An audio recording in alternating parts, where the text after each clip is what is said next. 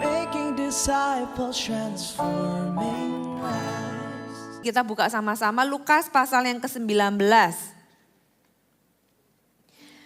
Lukas pasal yang ke-19 ayat yang pertama. By the way, salam dari Pastor Fuji. Hari ini beliau berkhotbah di GMS Surabaya Selatan, makanya nggak bisa terbang ke sini. Karena sebenarnya acara di Surabaya belum selesai, jadi nanti malam setelah ibadah ketiga saya akan kembali ke Surabaya, saudara. Jadi literally hari ini khusus untuk Anda. Lukas pasal 19 ayat yang pertama sampai ayat yang ke-10. Yesus masuk ke kota Yeriko dan berjalan terus melintasi kota itu. Di situ ada seorang yang bernama Sakeus, kepala pemungut cukai, garis bawahi kepala pemungut cukai. Jadi dia bukan orang biasa, bukan staf, tapi kalau sekarang tuh mungkin ketua dirjen pajak, kira-kira ya kalau posisi gitu ya, kepala pemungut cukai. Dan ia seorang yang kaya. Ia berusaha untuk melihat orang apakah Yesus itu, tetapi ia tidak berhasil karena orang banyak sebab badannya pendek. Maka berlarilah ia mendahului orang banyak lalu memanjat pohon ara untuk melihat Yesus yang akan lewat di situ. Ketika Yesus sampai ke tempat itu, ia melihat ke atas dan berkata, "Sakeus, segeralah turun, sebab hari ini aku harus menumpang di rumahmu." Lalu Sakeus segera turun dan menerima Yesus dengan sukacita. Tetapi semua orang yang melihat hal itu bersungut-sungut, katanya, "Ia menumpang di rumah orang berdosa."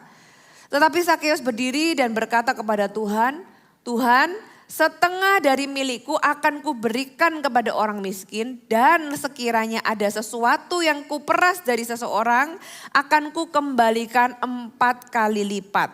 Kata Yesus kepadanya, "Hari ini telah terjadi keselamatan pada rumah ini, karena orang ini pun anak Abraham. Sebab anak manusia datang untuk mencari dan menyelamatkan yang hilang." Saudara, ini adalah sebuah perikop yang menceritakan tentang seseorang yang penting diceritakan yang bernama Sakeus. Siapa Sakeus? Sakeus dijelaskan dengan dua description, dua penjelasan. Yang pertama, dia adalah seorang kepala pemungut cukai. Yang kedua, ia adalah seorang yang kaya di ayat yang kedua. Dari sini kita belajar bahwa Tuhan Yesus itu tidak anti orang kaya.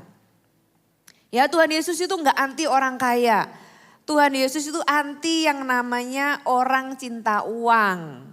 Jadi apapun posisi level ekonomi kita hari ini, Tuhan itu tidak pernah pilih-pilih.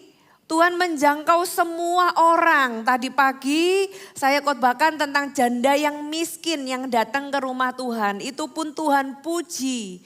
Di rumah Tuhan ada janda miskin. Tapi juga Tuhan menyelamatkan orang yang kaya. Saudara, gereja di mana Anda berjemaat ini adalah gereja yang merangkul semua golongan level ekonomi. Semua usia, semua level. Jadi Anda nggak perlu minder datang ke gereja dan merasa, wih orang-orangnya semua misalnya pakai baju bermerek gitu ya. Merek apapun sebenarnya. Saudara, nggak perlu minder datang ke gereja. Tuhan cinta semua bangsa.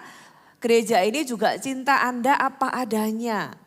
Ya, Tuhan mencintai semua orang, demikian juga sebaliknya. Kalau orang yang berkekurangan datang gak boleh minder, orang yang berkelebihan gak boleh sombong di gereja ini. Kenapa? Karena semua orang sama di mata Tuhan. Demikian juga gereja ini memberikan kesempatan yang sama kepada Anda dan saya untuk bisa melayani. Tidak pilih-pilih siapa punya lebih atau siapa punya kurang, saudara. Tuhan cinta semuanya. Tuhan tidak anti orang kaya tapi anti cinta uang. Nah, ketika Tuhan ketemu dengan Sakeus, Tuhan langsung menghampiri Sakeus. Injil itu untuk semua orang. Karena apa? Karena Yesus itu mati untuk semua orang, saudara. Mau orang kaya apapun, kalau terhilang itu terhilang. Karena apa? Karena kekayaan tidak bisa membeli keselamatan. Orang mau kaya apa? Nanti ibadah ketiga saya akan jelaskan. Orang mau kaya di bumi belum tentu kaya di surga. Status di bumi itu enggak sama dengan status di kekekalan. Orang kaya di bumi itu tidak bisa sekaya apapun. Kita tidak akan pernah bisa menyaingi kekayaan Tuhan. Alam semesta ini punya Tuhan. Saudara, sekaya apapun manusia di muka bumi ini tidak pernah bisa membeli keselamatan bahkan untuk dirinya sendiri. Oleh sebab itu Tuhan mau menjangkau siapapun itu. Bagi Tuhan semua kita itu miskin. Bagi Tuhan gak ada orang itu yang cukup kaya di mata Tuhan. Kaya itu kan ukuran manusia. Kalau dibanding yang punya universe, ya kita hanyalah debu, saudara. Mau punya apa kita di dunia ini pun, kita ini debu. Ya, ada masa expired date. Kekayaan kita loh gak bisa beli nyawa, gak bisa beli umur lebih dari berapa? 200 tahun? Saudara gak bisa. Tuhan itu cinta semua dari kita. Gereja juga cinta Anda apa adanya, bukan karena ada apanya. Tuhan menghampiri Sakeus karena Tuhan mau orang ini juga diselamatkan. Tuhan tahu bahwa kekayaan Sakeus tidak bisa membeli keselamatan untuk dirinya sendiri. Saudara, di gereja ini semua orang punya kesempatan untuk berkontribusi, punya kesempatan yang sama. Apapun yang Anda punya itu urusan Anda dengan Tuhan. Ya, bagian gereja adalah menyampaikan kebenaran. Anda dan saya sama-sama pelaku firman, saudara. Saya tidak datang sebagai guru, tetapi sebagai saudara yang sama-sama melakukan firman Tuhan dan tahu apa yang Tuhan mau. Itulah yang gereja ini coba untuk menghidupi. Ya, Sakeus adalah orang yang kaya secara materi, tapi dia kosong secara rohani. Di sini kita juga belajar bahwa kekayaan itu tidaklah atau bukanlah jaminan kepuasan hati. Kesenangan mungkin iya. Tidak memungkiri bahwa uang bisa membeli beberapa kesenangan. Mungkin kegembiraan mungkin iya gitu ya. Karena uang bisa membeli misalnya jalan-jalan ke luar negeri. Atau bisa membeli kasur yang membuat orang tidur nyenyak. Walaupun ada orang yang kasurnya mahal banget tetap gak bisa tidur juga ada gitu ya. Saudara, tapi dari sini kita tahu bahwa Sakeus dengan kekayaannya dia tetap cari Yesus tuh. Kalau misalnya dia itu fulfill, dia gak akan cari Yesus. Dari sini kita tahu bahwa kekayaan secara materi itu bukanlah jaminan kepuasan hati. Saudara harus ketemu dengan Tuhan secara pribadi, mengalami encounter perjumpaan ilahi, Anda baru yang namanya lobang hati itu diisi oleh Tuhan. Baru yang namanya mengalami kepuasan itu tidak kita bisa alami hanya dengan menjadi kaya. Saudara boleh enggak jadi kaya? Boleh. Tapi saudara juga harus tahu bahwa kekayaan itu bukanlah satu-satunya ukuran berkat Tuhan. Bukanlah satu-satunya ukuran perkenanan Tuhan. Tapi Tuhan bisa memberkati umatnya juga dengan kekayaan. Ada banyak di Alkitab contohnya Abraham, ya, Ayub. Ayub itu malah dikatakan orang terkaya. Daud, Salomo. Ya, dan banyak orang lain yang diceritakan di Alkitab itu adalah orang-orang kaya yang diberkati. Tapi kalau kita belajar dari Sakeus, Sakeus ini menjadi kaya juga karena kekayaan yang diperoleh dengan cara yang salah. Jadi uang yang diperoleh juga bisa dengan cara yang salah bisa membuat seseorang jadi kaya loh. Sakeus salah satunya. Saudara, tapi tahukah Anda bahwa sama seperti Sakeus orang ini memeras. Ya kan, pemungut cukai itu dikenal dengan memeras. Kenapa? Karena mengambil lebih dari yang seharusnya. Atau menipu. Walaupun dia kaya, tahukah kekayaan yang diperoleh dengan cara yang salah itu bukan berkat Tuhan. Siapa yang bilang uang sama dengan berkat Tuhan? Kalau uang diperoleh dengan cara nipu, menurut Anda apakah itu berkat Tuhan? Tahukah saudara bahwa segala sesuatu yang diperoleh dengan cara yang salah akan membawa di dalam kekayaan atau keuangan yang diperoleh dengan cara yang salah, ada yang salah juga ikut masuk ke dalam orang yang menerimanya. Ya, makanya apa yang membedakan berkat Tuhan dengan yang tidak di firman Tuhan dikatakan berkat Tuhanlah yang menjadikan kaya, susah payah tidak akan mengikutinya. Dalam bahasa sehari-hari itu enggak ada tumbalnya. Enggak ada yang ditumbalin, enggak ada yang kemudian dikorbankan karena kekayaan itu. Saudara, makanya berkat Tuhan itu ukurannya enggak selalu tentang uang. Tapi Tuhan juga bisa memberkati, tapi berkat Tuhan itu diperoleh dengan cara yang benar. Sakeus memperoleh kekayaan dengan cara yang salah. Dan itulah yang membuat dia walaupun dia tetap kaya, dia kosong secara rohani. Ya kan? Tapi puji Tuhan dia itu cari Yesus. Puji Tuhan kekosongan hatinya itu mendorong dia ke arah yang tepat. Dan orang seperti dia, saya membayangkan dia dikucilkan. Harusnya dia bisa dong dengan kekayaannya dia suruh orang menandu dia. Walaupun dia pendek, dia bisa kan suruh orang tandu aku mau lebih tinggi. Dia bisa bayarin orang. Orang sampai nggak mau. Saudara, karena dia memperoleh kekayaan dengan cara yang salah. Tapi kekosongan hatinya itu mendorong dia ke arah yang tepat. Dia cari Yesus dan Yesus ingin orang ini diselamatkan. Dia melihat orang ini punya usaha. Orang ini mencari Yesus. Yesus menyambut kerinduannya dan Tuhan menjumpainya secara pribadi. Bahkan berkata, Sakeus segera turun sebab hari ini aku harus menumpang di rumahmu. Dan ketika Sakeus mengalami perjumpaan secara pribadi dengan Tuhan, apa yang terjadi? Sakeus berkata, Tuhan setengah dari milikku ya akan kuberikan kepada orang miskin. Ini baru satu kalimat, saudara renungkan. Saya tanya sama saudara, saudara berani nggak ngelepas setengah dari aset Anda? Itu butuh sebuah perjumpaan yang radikal, yang pertobatan yang sejati sampai seseorang berani mengatakan, aku akan memberikan setengah dari milikku. Saudara, setengah itu banyak enggak saudara? Setengah itu banyak saudara. Orang yang tadinya hidup untuk memperkaya diri sendiri, bahkan rela menggunakan cara yang salah, pertemuan dengan Yesus mengubah orang ini 180 derajat. Dia bilang, Tuhan setengah dari milikku. Orang ini adalah orang yang tahu angka. Dia tahu artinya setengah.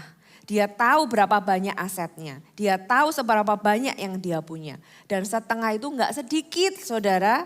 1/10 aja jadi perdebatan. Setengah itu 50%. Bukan hanya setengah. Sekiranya ada sesuatu yang kuperas, which is itu sesuatu yang common terjadi di zaman itu. Itulah yang membuat para pemungut cukai di zaman itu menjadi kaya. Kalau sekiranya ada sesuatu yang kuperas dari seseorang akan kukembalikan 4 kali lipat. Wow, udah setengah sendiri, sisa setengah kan? Nah setengahnya ini dia masih berkata kalau dari setengah ini itu dari sebelumnya aku bekerja ada orang yang kutipu, kuperas gitu ya. Akan kukembalikan 4 kali lipat. Berarti orang ini memang pintar mengelola. Biasanya orang itu punya uang habis. Punya uang hilang. Punya uang bocor entah kemana. Tapi orang ini gimana dia bisa mengembalikan 4 kali lipat kalau dia nggak pintar melipat gandakan uangnya. Orang ini Sakeus adalah seorang investor yang handal. Karena dia bahkan bisa melipat gandakan uang yang dia punya. Saudara. Dan poin yang berikutnya adalah pertemuan dengan Yesus itu akan mengubah prioritas finansial kita. Seharusnya itulah yang terjadi. Kenapa? Karena ada perpindahan tahta di dalam hati seseorang yang ketemu dengan Yesus. Firman Allah berkata kita nggak bisa mengabdi kepada dua tuan. Kita nggak bisa mengabdi kepada Allah dan kepada Mammon. Somehow you have to choose. Di dalam titik kehidupan kita harus pilih. Ada keputusan-keputusan sulit yang harus kita pilih karena itu menentukan siapa yang ada di tahta hati kita. Dan Sakeus, orang yang kaya ini, dia berjumpa dengan Yesus. Perjumpaannya itu membuahkan sebuah pertobatan yang nyata. Perubahan yang radikal bagaimana dia punya prioritas keuangan itu benar-benar berubah. Dia langsung berkata, Tuhan Aku tidak lagi takut kehilangan. Aku tidak lagi fokus memperkaya diriku sendiri. Aku tidak lagi egois. Aku tidak mau lagi mengambil kekayaan dengan cara yang salah. Aku harus punya integritas di dalam keuangan. Tuhan, aku bertobat sungguh-sungguh dari apa yang aku sudah lakukan. Saudara, kita buka sama-sama di Lukas pasal yang ketiga. Ada sebuah cerita menarik di sini. Lukas pasal yang ketiga ayat yang ke-8 sampai ayat yang ke-14. Ini adalah cerita ketika Yohanes membaptis orang-orang ya, dan dia menegur orang Farisi dan berkata, "Hai kamu keturunan orang berudak," gitu ya, "kamu harus bertobat." Kita mulai ayat yang ke-8. "Jadi hasilkanlah buah-buah yang sesuai dengan pertobatan. Dan janganlah berpikir dalam hatimu, Abraham adalah bapa kami, karena aku berkata kepadamu, Allah dapat menjadikan anak-anak bagi Abraham dari batu-batu ini. Kapak sudah tersedia pada akar pohon, dan setiap pohon yang tidak menghasilkan buah yang baik akan ditebang dan dibuang ke dalam api." Orang banyak berkata kepadanya, jadi kan dikatakan gini, hasilkanlah buah-buah pertobatan. Jadi kalau orang bertobat itu harus kelihatan. Nah, orang banyak itu tanya sama Yohanes, jadi aku ini harus berbuat apa? Pertobatan seperti apa yang harus nyata di hidupku? Jika demikian, apakah yang harus kami perbuat? Kalau memang pertobatan itu harus nyata buahnya, apa yang harus aku perbuat? Nah, perhatikan jawaban Yohanes. Jawabnya, barang siapa mempunyai 2 helai baju, hendaklah ia membaginya dengan yang tidak punya.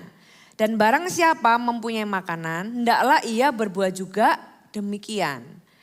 Ini mewakili orang banyak. Perhatikan ayat yang ke-10 ditulis orang banyak bertanya kepadanya. Dijawab oleh Yohanes, barang siapa mempunyai 2 helai baju, artinya kamu gak boleh egois lagi. Salah satu pertobatannya, buah yang kelihatan adalah kita tidak lagi keep for ourselves. Tidak hanya mikirin diri sendiri. I, me, and myself. Memperkaya diri sendiri. Kalau kamu bisa berbagi, berbagilah. Itu adalah perubahan. Bagaimana kita mengelola apa yang kita punya.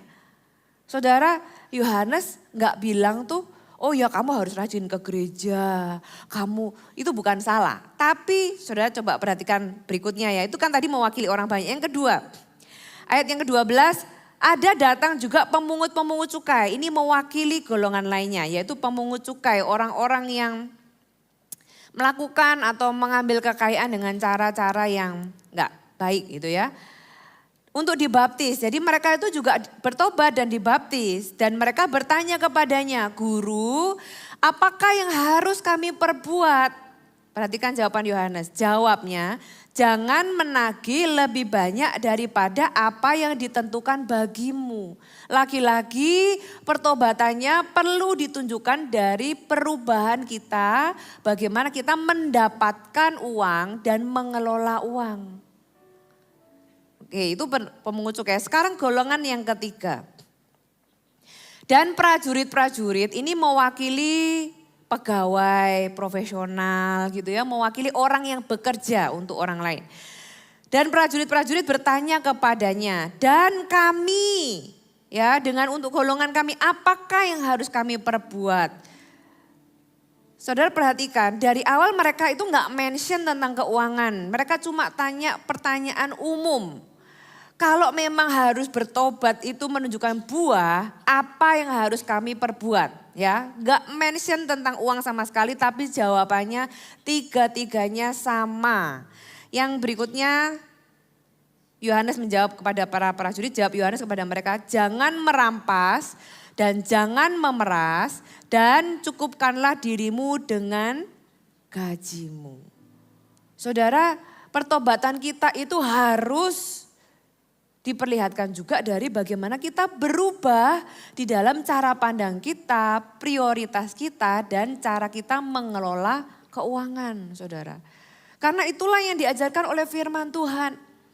Orang yang bertobat sungguh-sungguh akan berubah cara berpikirnya tentang keuangan, prinsip-prinsipnya, cara mengelola, cara mendapatkan dan semuanya itu akan berubah ketika kita bertemu dengan sang kebenaran.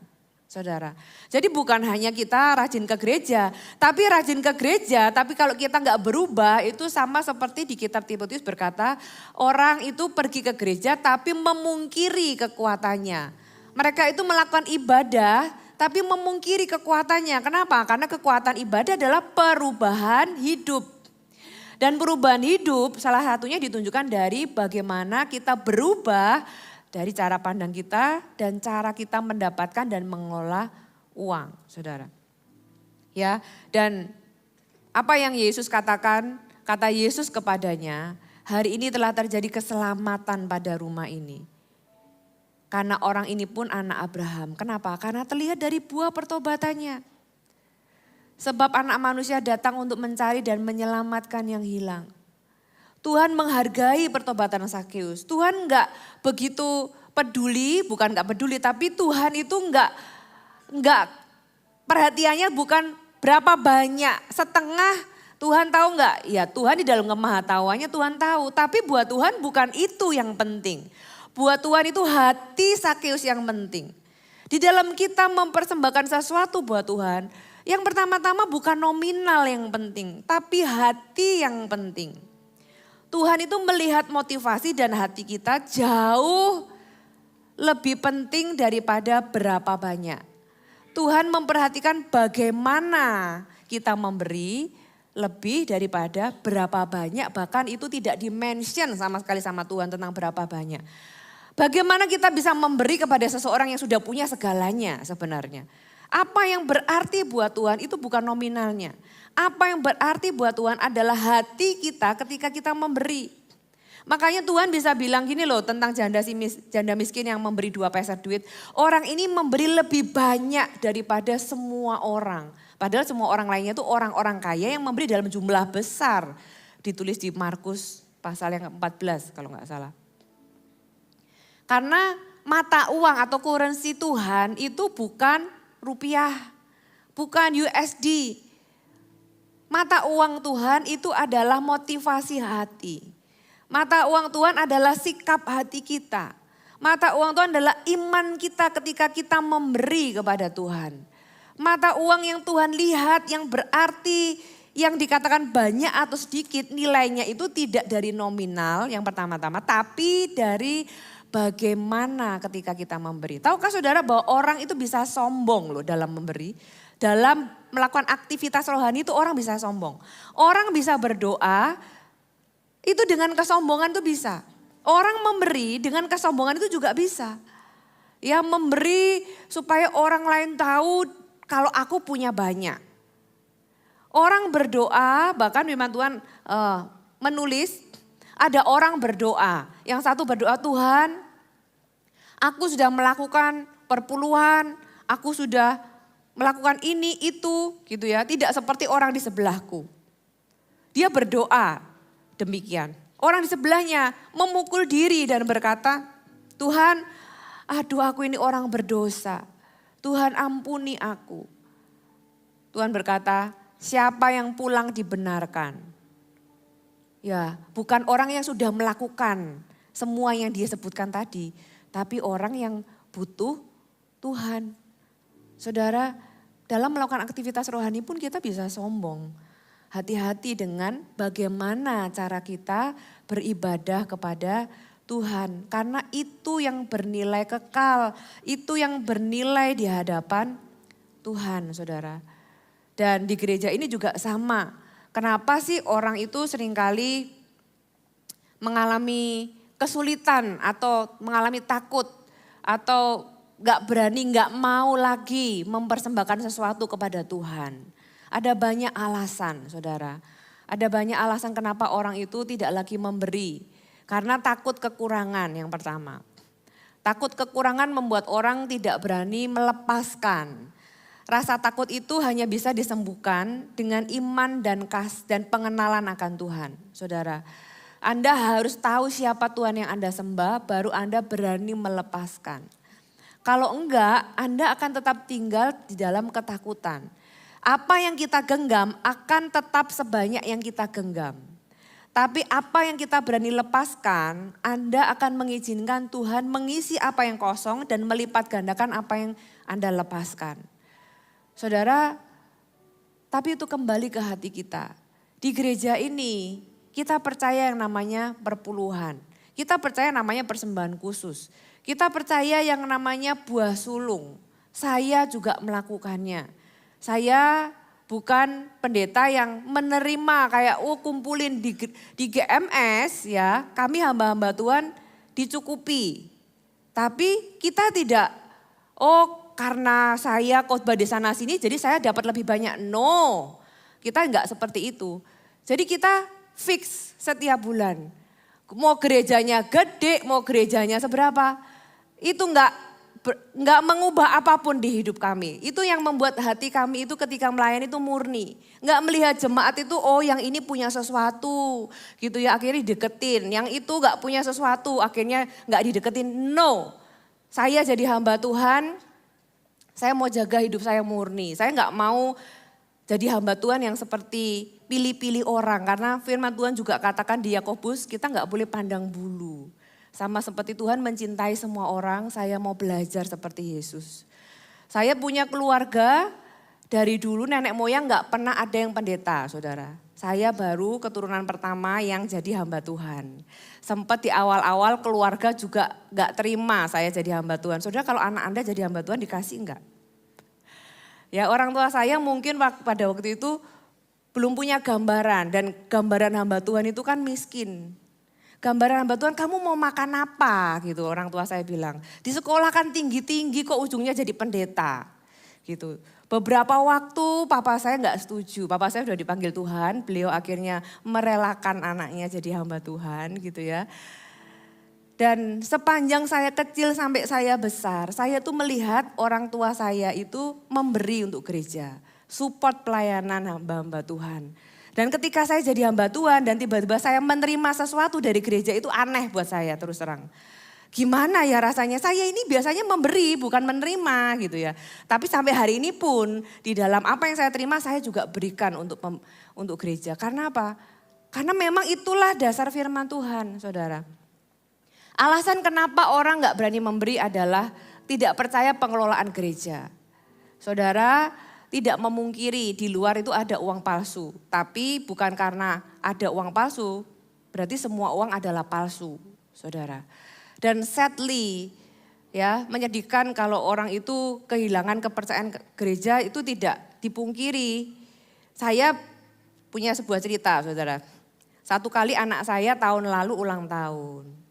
Anak saya itu kepengen hadiahnya itu sebuah handphone tipe tertentu. Yang saya bilang no, mama even for myself aja mama gak beli handphone level itu atau tipe itu gitu ya. Jadi it's a no for you.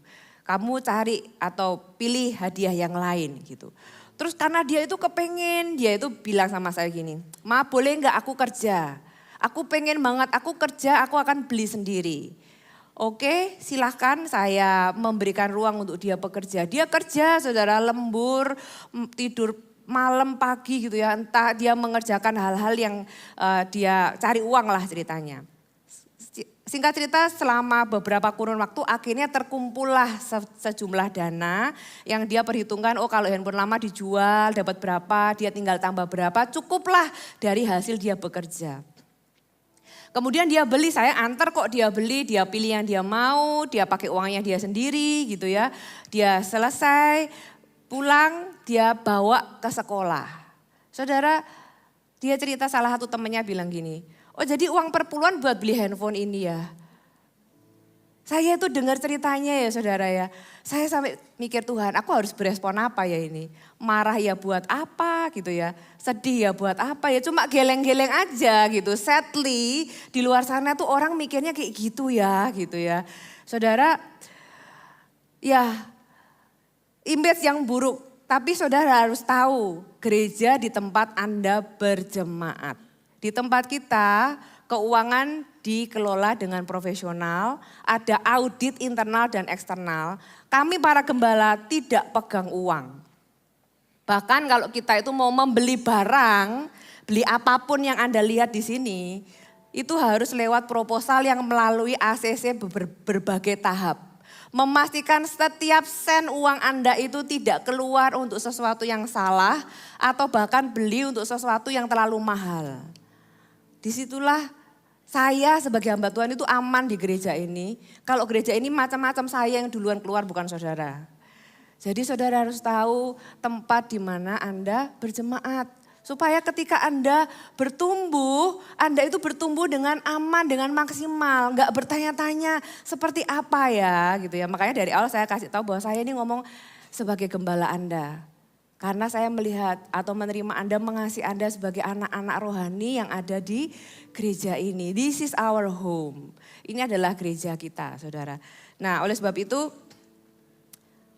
kita, atau khususnya Anda yang mungkin Anda pernah punya trauma atau mengalami sesuatu kekecewaan di masa lalu, saya berdoa Anda dipulihkan Tuhan, bangun kembali kepercayaan. Karena tentang uang itu urusan Anda dengan Tuhan. Gereja ini tidak pernah checklist siapa yang sudah perpuluhan atau belum. Gereja ini menyampaikan kebenaran, urusan Anda melakukan atau tidak, itu urusan Anda dengan Tuhan. Saudara, Anda tidak akan pernah ditagih. Tanyalah sama jemaat yang sudah puluhan tahun melayani di sini, pernah nggak ditagih perpuluhan gitu ya. Kalau terlambat misalnya, nggak pernah, saudara, saya juga nggak pernah ngelis satu-satu jemaat gitu ya. Karena itu adalah urusan Anda dengan Tuhan. Anda hidup dari apa yang Anda percayai dan apa yang Anda lakukan. Saya hari ini sampai detik ini setiap bulan saya bayar perpuluhan. Setiap kali breakfast with God tahun depan saya sudah siapkan uang dari tahun ini, saudara. This is how I love my church and how I love my God. Oleh sebab itu jemaat yang saya kasihi, mari kita sama-sama punya nilai yang sama. Orang yang berjumpa dengan Tuhan itu punya prioritas keuangan yang benar. Ya, kalau tadinya salah nggak apa-apa, tadinya salah Sakeus juga salah kok tadinya. Dia ambil dengan cara yang salah, tapi pertobatan itu harus sejati, harus ada buahnya. Ya, yang berikutnya integritas keuangan adalah bagian dari iman. Saudara, di dalam kita berbisnis, di dalam kita bekerja sama yang ada unsur uang, saudara perhatikan. Punyalah integritas di dalamnya. Karena integritas itu menunjukkan apa yang kita percayai. Ketika kita harus mengambil keputusan sulit dengan konsekuensi yang mungkin buruk bagi kita. Tapi kita tahu itu adalah hal yang benar, itu namanya integritas. Aku tahu kalau aku lakukan ini mungkin aku bisa rugi. Tapi ini yang benar, aku gak mau nipu orang. Orang Kristen gak boleh jadi orang yang nipu orang lain, apalagi dalam hal keuangan, saudara. Di sisi lain, kalau Anda ditipu, saudara, lepaskan pengampunan, ya, usaha lagi belajar dari kesalahan. Kalau Anda benar, uang itu bisa kembali kepada Anda. Karena firman Tuhan berkata, pencuri itu kalau ketahuan mencuri, Anda klaim di dalam Tuhan, itu akan kembali 7 kali lipat. Tapi kalau hati kita sudah salah, sudah pahit, gitu ya. Dan kita akhirnya terpuruk, gak bisa bangkit lagi. Disitulah iblis akan tinggal dan membuat kita terus menderita. Oleh sebab itu, integritas keuangan adalah bagian dari iman. Bagaimana kita bisa melakukan bisnis kita, pekerjaan kita dengan benar dan bersih. Yang kelima, memulihkan kerugian adalah bagian dari pertobatan. Saya mau bicara ini, saudara. Karena Sakeus itu mengajarkan kita sebuah istilah yang namanya restitusi. Sakeus berkata, kalau sekiranya ada sesuatu yang kuperas dari seseorang, akan kukembalikan 4 kali lipat. Di dalam pertobatan itu juga di dalamnya ada mengakui kesalahan dan mengambil tanggung jawab. Ya, kalau sebelumnya dia merasa nggak apa-apa gitu ya. Ya, orang berdosa merasa tidak bersalah dengan dosanya. Tapi berjumpaan dengan Tuhan, itulah yang menginsyafkan seseorang dan membuat dia sadar akan dosanya. Ketika seseorang sadar akan dosanya, akan kesalahannya, apa yang Tuhan mau? Tuhan gak mau kita sekedar minta ampun sama Tuhan. Kalau dimungkinkan Anda melakukan restitusi, lakukan restitusi. Restitusi itu apa? Restitusi itu mengakui kesalahan dan mengambil tanggung jawab. Restitusi itu memulihkan hubungan yang rusak. Restitusi adalah buah pertobatan yang nyata. Kalau ada orang yang pernah nipu orang lain dan Anda ketemu Yesus, buah pertobatan yang nyata adalah Anda mengembalikan bahkan lebih dari apa yang diambil. Ya, prinsip dari restitusi adalah mengakui kesalahan di hadapan Tuhan dan orang yang dirugikan, kembalikan atau ganti kerugian secara adil bahkan lebih, lakukan segera jangan menunda, lakukan dengan sukarela karena Sakeus itu nggak pernah disuruh Tuhan. Pemberian itu harus lahir dari sukarela, harus lahir dari kerelaan dan sukacita, harus lahir dari kemauan diri sendiri karena sadar dan memang mau sadar dan bertobat. Gitu ya. Tujuan yaitu memulihkan hati dan hubungan. Hubungan yang pertama dengan Tuhan dan juga dengan sesama. Saudara, saudara pernah nggak Anda ditipu orang sampai Anda rugi banyak? Ya, dan itu menyakitkan. Saudara doakanlah orang itu jadi Sakeus bertobat. Anda akan terima berkali-kali lipat. Saudara, demikian juga kita nggak boleh orang Kristen itu harus jadi problem solver, bukan problem maker. Amin. Di dalam hal keuangan Tuhan mau kita belajar seperti Sakeus. Dimulai dari kita mengalami Tuhan secara pribadi, saudara ya. Dengan Tuhan ketika kita memberi, ketika kita mengembalikan kepada Tuhan, saudara, milikilah sikap yang benar, milikilah cara pandang yang benar. Cara pandang yang salah atau sikap hati yang salah adalah ketika kita itu terpaksa dalam memberi. Pernah nggak Anda ke lampu merah gitu kan, terus kemudian ada orang itu main gitar lah gitu, atau Anda ditotok-totok gitu ya, ada orang yang meminta-minta. Respon Anda apa? Anda akan cari dompet gitu kan, cari uang seadanya, dan kalaupun ada dompet, apa yang Anda ambil adalah uang kecil. Biasanya sih gitu ya, walaupun ada lah orang yang ngasih uang besar. Tapi biasanya gitu, sama Tuhan gak boleh gitu. Karena Tuhan kita bukan yang nodong dan minta uang. Kalau misalnya di sebuah gereja gitu ya, sekarang persembahan gak lagi diedarkan kalau di GMS, ya kan. Kalau dulu saya mengajari kalau diedarkan jangan tiba-tiba baru gendandapan kalau orang Jawa. Cari uang terus ngambil. Nah saudara, persiapkan dengan baik. Aku datang untuk memberi. Aku datang, aku mau mempersembahkan penyembahanku kepada Tuhan. Anda bahkan bisa menyiapkan dari rumah. Tidak dengan beban, tapi benar-benar dengan sukarela dan sukacita. Akan lain rasanya ketika Anda sudah mempersiapkan dan ketika pendeta berdoa, mari kita berdoa untuk persembahan. Anda itu akan sukacita sekali ketika Anda membawa amplop itu dan berdoa, Tuhan terimalah persembahanku. Apa yang berarti bagimu itu berarti buat Tuhan. Bukan nominalnya tapi how you do it. Bagaimana engkau melakukannya itu yang berarti buat Tuhan. Ya, ketika engkau mengasihi Tuhan, nominal itu menyusul karena cinta tanpa memberi itu omong kosong. Orang bisa memberi tanpa cinta, ya kan? Orang bisa ya memberi dengan banyak alasan. Tapi orang yang cinta itu nggak mungkin nggak memberi. Kalau enggak itu hanyalah lip service. Kasih kita kepada Tuhan harus terekspresi, saudara. Omong kosong kalau kita itu bilang Tuhan inilah hidupku. Tapi di area keuangan kita pelit sama Tuhan. Tuhan gak pernah butuh uang kita, Tuhan mau hati kita. Tanpa kita, Tuhan sudah punya alam semesta. Tuhan punya segalanya. Yang Tuhan mau itu hati kita. Jadi it's never about money. It's always about our heart. Itu tentang hati kita. Sikap dan cara pandang yang salah apalagi yang seringkali terjadi. Orang itu takut gak diberkati. Dia memberi karena takut dikutuk Tuhan. Ya aku perpuluhan karena kalau enggak kata Maleakhi kan dikutuk gitu ya. Saudara no, Tuhan itu Bukan saya menganulir firman Tuhan, bukan. Tapi jangan memberi karena takut tidak diberkati. Kita memberi atau kita mengembalikan karena kita tahu kita sudah diberkati, saudara. Jadi dibalik, jangan takut karena Tuhan kita bukanlah Tuhan tukang palak. Yang kalau nggak dikasih, toko kita nggak dijaga, itu namanya iuran keamanan. Sedangkan persembahan kita, perpuluhan kita itu bukan iuran keamanan buat hidup kita, bukan. Itu adalah mengembalikan, mempercayai bahwa Tuhanlah yang memberkati.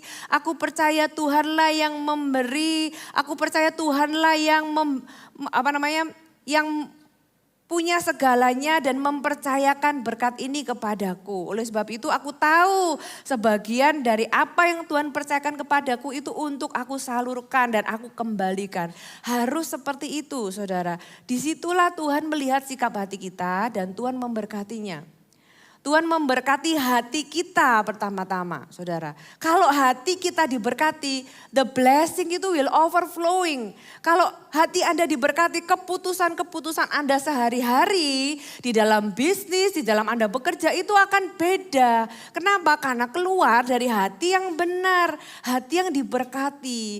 Oleh sebab itu hari ini, saudara, yuk kita belajar dari Sakeus.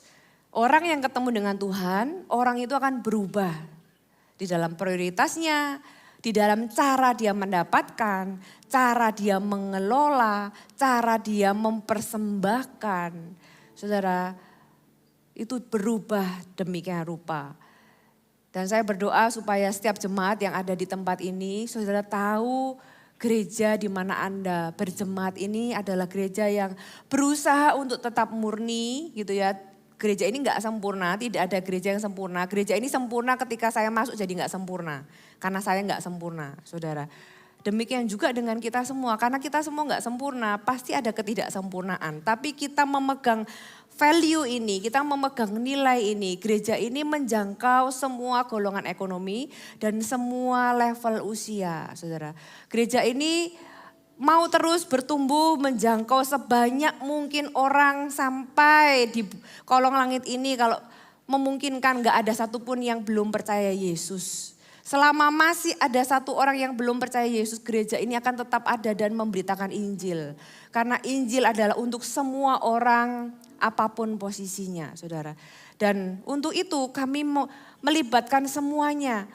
Kami juga mengerjakan anak-anak, orang-orang muda. Gak banyak gereja yang mengerjakan area itu. Karena apa? Karena persembahannya sedikit. Orang muda itu gak banyak memberi. Anak-anak apalagi belum punya uang saku. Tapi gereja kita tahu bahwa Jesus is for any age. Tuhan itu untuk semua usia. Kalau dunia aja, ya, iblis aja mentargetkan anak semakin kecil. Tahukah saudara bahwa ada tempat-tempat tertentu night club itu yang hanya boleh masuk itu Gen Z. Orang tua gak boleh masuk loh. Yang boleh masuk itu cuma anak Gen Z. Mereka itu mentargetkan demikian rupa, masa gereja diam terhadap orang-orang yang anak-anak kecil itu. Dan kita berpikir bahwa mereka itu gak ada artinya, gak bisa ngasih apa-apa buat gereja. No. Kalau saudara lihat gereja ini, dari senior, dari lahir sampai meninggal saudara, semuanya dilayani. Ya, dari lahir penyerahan anak sampai Eagle Kids, sampai youth, teen youth, sampai yang adult, sampai family, sampai senior, sampai kedukaan saudara ya.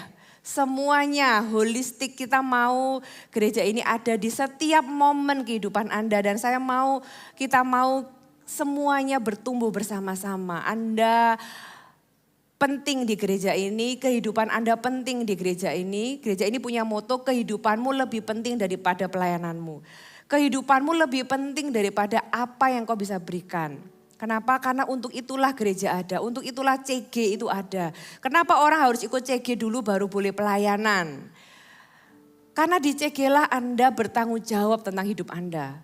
Gereja ini menjaga supaya orang itu enggak pelayanan tapi hidupnya enggak ada yang nggak ada yang memperhatikan, saudara. Hidupnya nggak ada yang bertanggung jawab atasnya. Tapi di CG lah Anda dikenal dan mengenal. Di CG lah Anda bertumbuh. Disitulah ada orang-orang yang tahu siapa Anda yang sebenarnya. Sehingga kalau ada apa-apa Anda tetap dikembalakan. Kalau jalannya sudah mulai serong ada gembala yang mengembalikan. Disitulah kita bisa tetap aman. Anda tinggal di dalam komunitas dan kita bertumbuh bersama-sama. Amin.